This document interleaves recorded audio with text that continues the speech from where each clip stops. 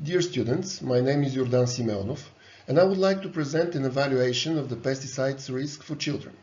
In terms of exposure to pesticides, infants and young children constitute a particular population of concern because of their great susceptibility to such exposure due to the behavioral, anatomical, and metabolic reasons. Toxicological modes of action include effects on nervous system maturation, endocrine disruption, and the influence of early life exposures on the development of disease later in life.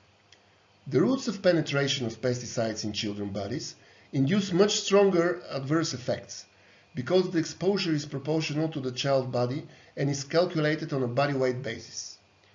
The dependence of several key exposure variables on the age of children, such as body weight, water intake, breathing rate, skin surface area, total vegetable intake, and total dairy intake, is presented in a table. The physiologically based susceptibilities, such as the organ size changes, gastrointestinal system acidity, body water or body fat, the skin permeability, the development of the blood-brain barrier, are presented also. The metabolism-based susceptibilities, or the children's potentially increased susceptibility related to smaller metabolic capacity of the child's liver, are discussed.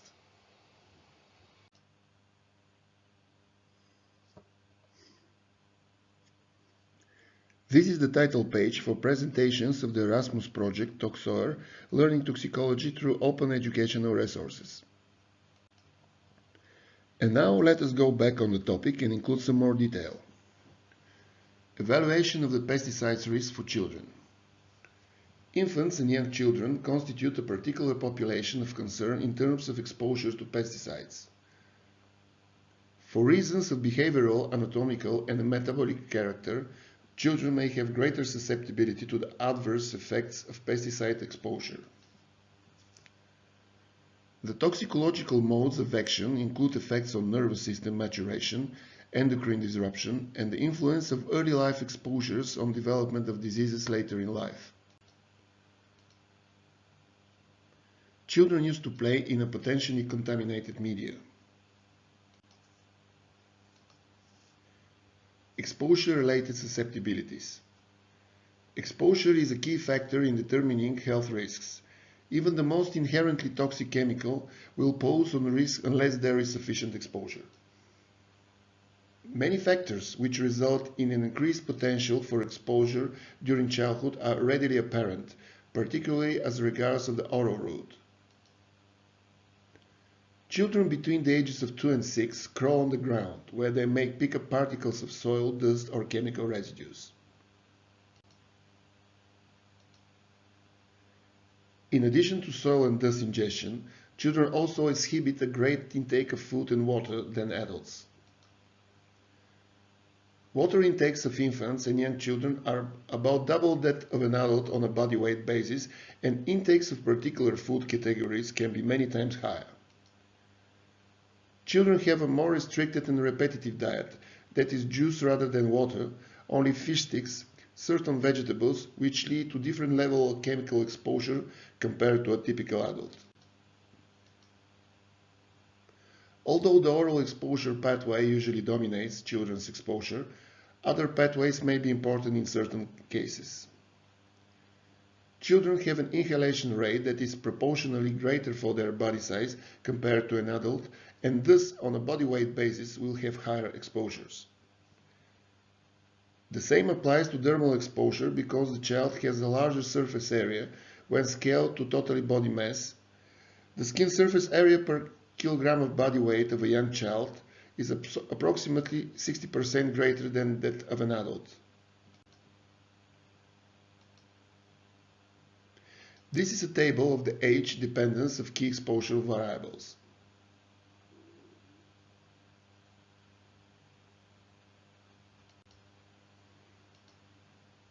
Infants and neonates have a unique source of exposure. This is the breast milk or the baby formula, which they consume at a very high rate relative to their body weight. Maternal milk may involve the transfer of lipophilic toxicants, like DDT for example, from mother to child. The use of baby formula could be associated with increased exposure to contaminated water supply.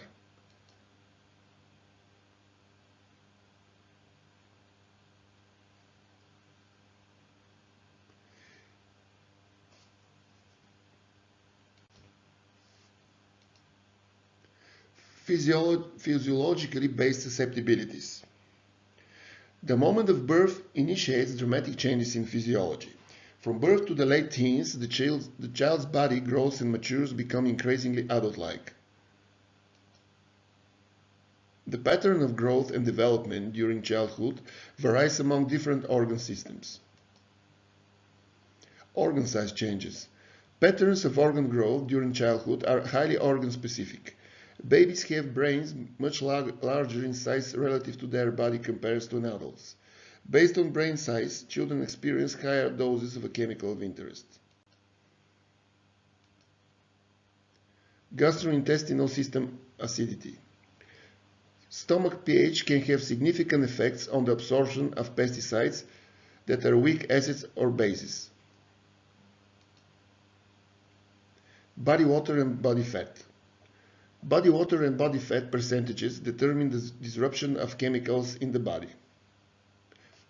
Body water decreases consistently with age from about 74% in the full-term neonate to approximately 60% in the adult. Skin permeability. In adults, the stratum corneum, a layer of dead highly keratinized cells on the skin surface, constitutes a barrier to dermal penetration of many compounds. Blood-brain barrier. The blood-brain barrier is a multi-component structure that prevents harmful substances from entering the brain from the blood supply. The blood-brain barrier in human infants is relatively undeveloped and displays greater permeability to drugs and other exogenous compounds until about 4 months of age. Developing tissues. The cells of many tissues in the infant and young child are undergoing rapid division and maturations. These are the cells of the central nervous system, the reproductive organs, and the immune system. These highly active cells are susceptible to chemical insult, and if eliminated or damaged early in life, may leave the individual with diminished capacity later in life. Elimination. Chemicals are cleared from the body primarily via either the urine or feces. It's the biliary excretion. Metabolism-based susceptibilities. Another important component of child's potentially increased susceptibility relates to metabolic capacity. At birth, many, although not all, of the metabolic enzymes in the liver have much less capacity compared to the adult. Thus, infants may metabolize many chemicals less efficiently than adults, meaning the chemicals are much more slowly eliminated and consequently may accumulate to higher levels. This may represent an adverse situation for chemicals which exert a direct toxic effect in the body. Toxicological modes of action of particular concerns for children's risk. Effects on nervous system maturation. The development of the human brain is a remarkable and carefully coordinated process. Over the course of nervous system development, over 100 billion neurons in the brain must find their proper location and form connections with their neighbors. Nerve fibers must become insulated with myelin in order to transmit signals with proper speed, and neurons must develop the proper machinery for producing, secreting, and recycling the appropriate neurotransmitters. Endocrine disruption. The disruption of the endocrine system from chemical exposures is another area of particular concern for children's health risks. Through the secretion of hormones, the endocrine system controls body's most important processes, as thermoregulation, energy production, blood sugar concentrations, reproductive function, immune response. Proper functioning of the endocrine system is also critical for both prenatal and postnatal development. Organic chemicals, such as pesticides, can mimic or interfere with the function of endogenous hormones, thus leading to improper signaling.